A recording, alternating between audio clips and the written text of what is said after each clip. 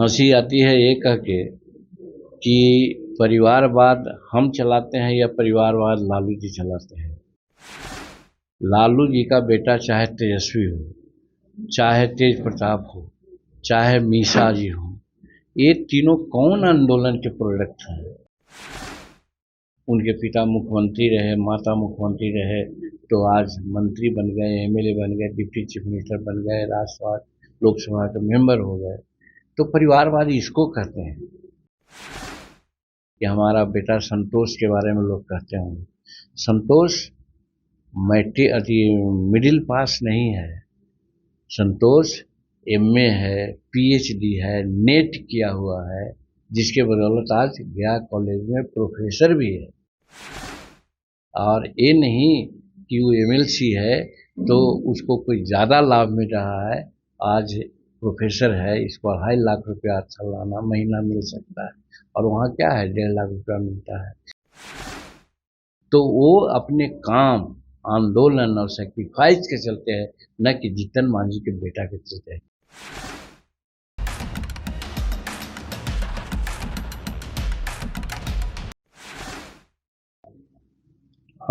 हंसी आती है ये कह के कि परिवारवाद हम चलाते हैं या परिवारवाद लालू जी चलाते हैं। लालू जी का बेटा चाहे तेजस्वी हो, चाहे तेज प्रताप हो, चाहे मीसा जी हो, ये तीनों कौन आंदोलन के प्रोडक्ट हैं। कितने जन समस्याओं के लिए उन्होंने लड़ाई की और जेल गए, और उनको थोप दिया गया। उनके पिता मुख्यमंत्री रहे, माता मुख्यमंत्री रहे, तो आज मंत्री बन गए, एमएलए बन गए, डिप्टी चीफ मिनिस्टर बन गए, राज्यसभा लोकसभा के मेंबर हो गए। तो परिवारवाद इसको कहते हैं। परिवारवाद उसको नहीं कहते हैं कि जो बचपन से जन संपर्क में रहा हो। आप मीन करते होंगे कि हमारा बेटा संतोष के बारे में लोग कहते होंगे, संतोष मिडिल पास नहीं है। संतोष एमए है, पीएचडी है, नेट किया हुआ है, जिसके बदौलत आज गया कॉलेज में प्रोफेसर भी है। और ये नहीं कि वो एमएलसी है तो उसको कोई ज़्यादा लाभ मिल रहा है।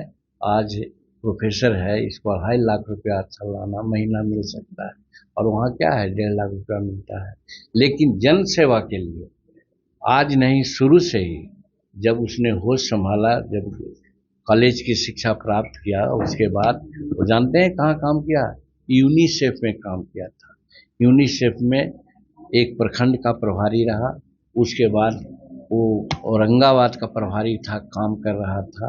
ये जो बिजली का पोल है और तार है, उस पर चढ़ करके वो यूनिसेफ का स्टिकर साटता था, और कहीं नहीं ये कहता था कि मेरे पिताजी मंत्री हैं, ये क्या है।